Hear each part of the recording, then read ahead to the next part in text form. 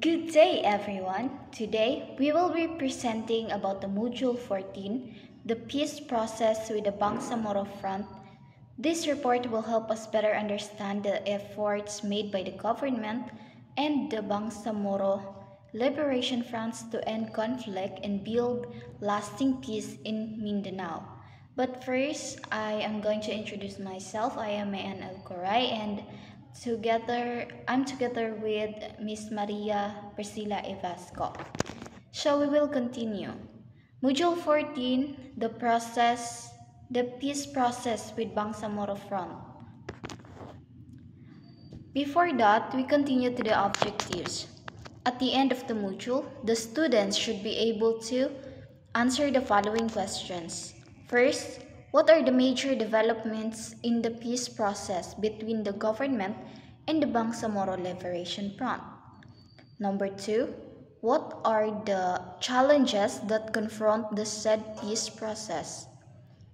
3, what are the safeguard features at the current GPH-MILF peace process? And lastly, what implication does the peace process have on national development? Let's continue to the introduction. The Bangsamoro peace process refers to the efforts to end decades of conflict in Mindanao between the Philippine government and various Moro groups. Main groups involved are the Moro National Liberation Front or MILF and the Moro Islamic Liberation Front or MILF. The conflict is rooted in issues like land disputes, inequality, historical injustices, and calls for self-determination. Several peace talks and agreements have been made, including the 1996 Final Peace Agreement and the 2014 Comprehensive Agreement on the Bangsamoro or CAB. The peace talks process aims to promote autonomy development and lasting peace in Bangsamoro region. In the introductory activity, it is supposed to be read, okay? Number 1, 1976 Tripoli Agreement. It is the first peace pact between the Philippine government and MNLF but failed in full implementation. So, ang agreement na ito, which is the Tripoli Agreement noong year na 1976, is nag-fail siya in full implementation. So, number 2 is we have the 1996 Final Peace Agreement or FPA signed between GRP or Government of the Republic of the Philippines and MNLF or Moro National Liberation Front, created the Autonomous Region in Muslim Mindanao or the ARMM. MILF formation. MILF broke away from MNLF due to dissatisfaction and continued the struggle. Ibig sabihin, humiwalay ang MILF sa MNLF kasi they are not satisfied and they continue the struggle. Now, third one is we have the 2008 MOOAD controversy. It is a proposed agreement with MILF was declared unconstitutional, leading to renewed conflict. And lastly, we have the 2014 Comprehensive Agreement on the Bangsamoro or CAB, historical deal between the government and MILF. Bangsamoro Organic Law or BOL, passed in 2018, replaced ARMM with a stronger Bangsamoro Autonomous Region in Muslim Mindanao or the BARM. 2019 BARM inauguration.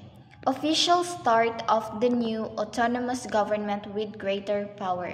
So BRAMM or the BARM was created in the year 2019. It was renewed.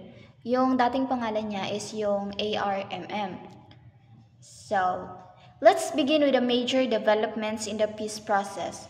The first formal peace negotiation was with the Moro National Liberation Front, or MILF, in 1975, which eventually led to the 1996 Final Peace Agreement.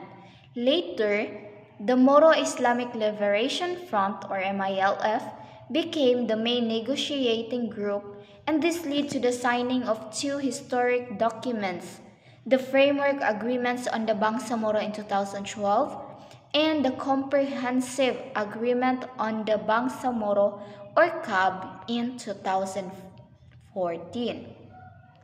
This agreement paved the way for the creation of the Bangsamoro Autonomous Region in Muslim Mindanao, or BARM, which now serves as a symbol of hope and self-governance for the Moro people. So that was the introduction of this topic. So now let's continue to the lesson proper. Bangsamoro aspiration for self-determination led to an armed struggle for secession.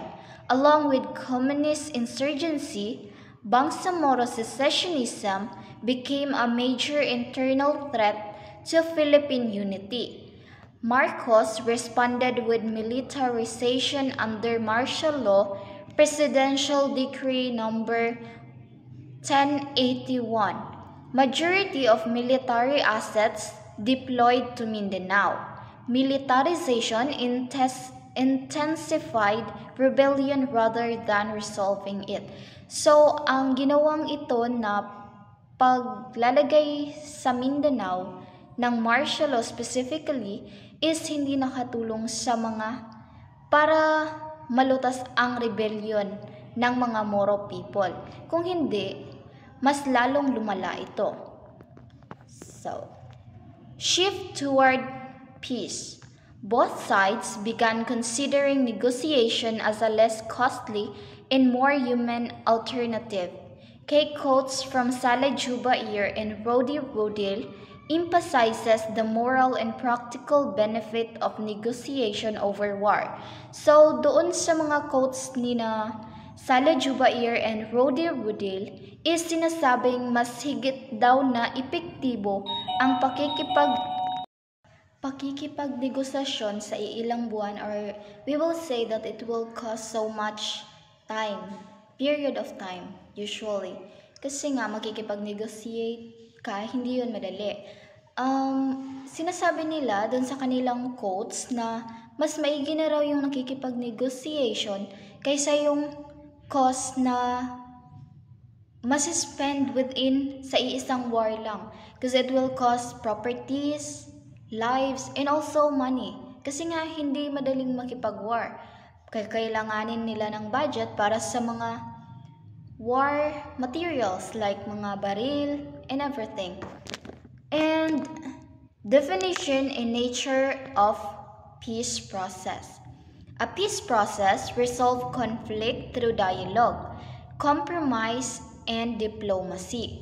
Aims not just to stop violence, but to address root causes and transform hostile relations.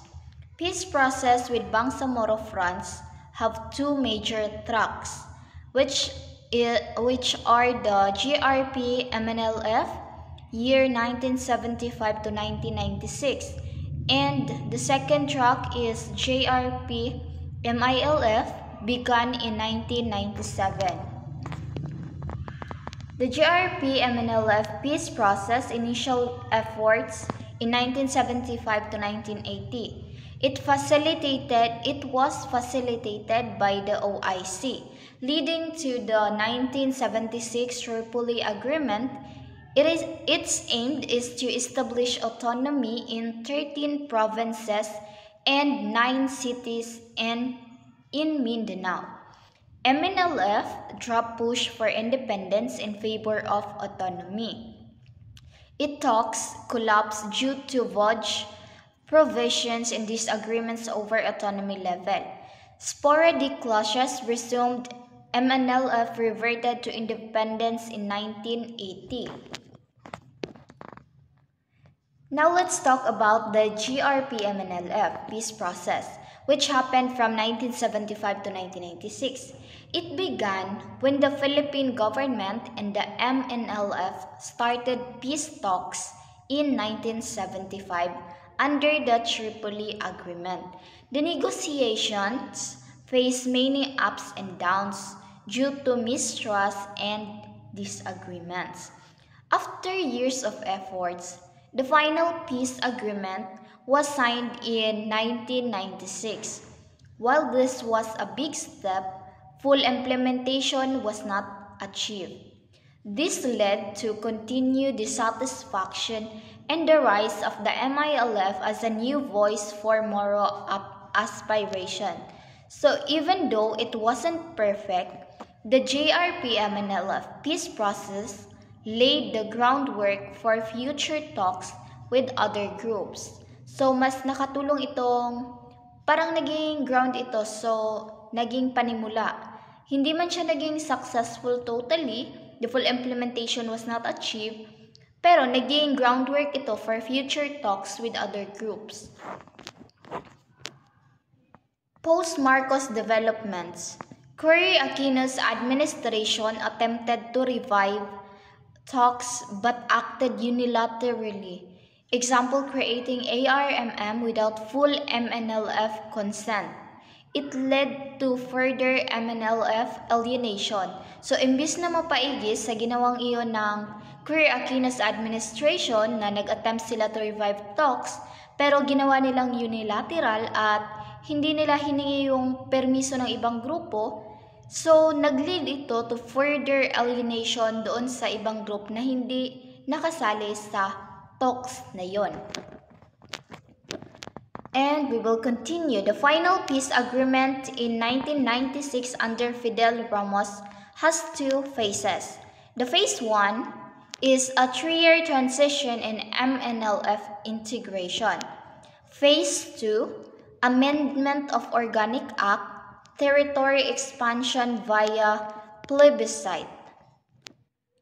And also, it started the creation of CZOPAD and CPCPD to support development.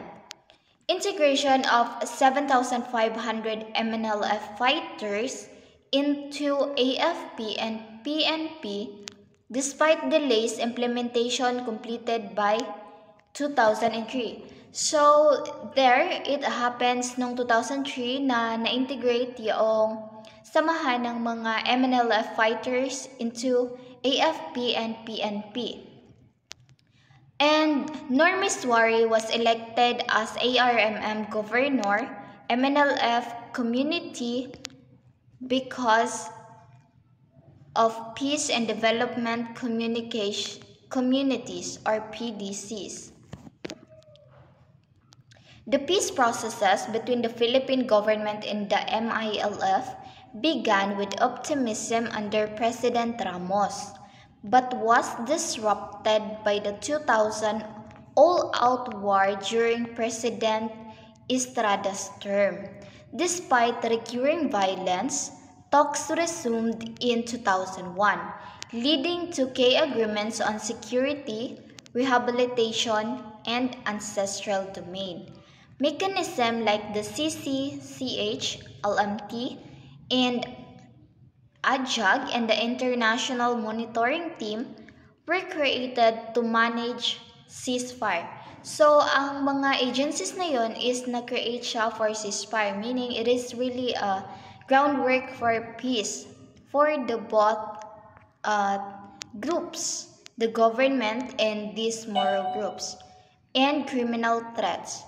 The 2008 MOAAD controversy caused setbacks, but peace efforts continued, leading to the signing of the Framework Agreement on the Bangsamoro in 2012, the Comprehensive Agreement on the Bangsamoro in 2014, marking a major step forward lasting peace in Mindanao.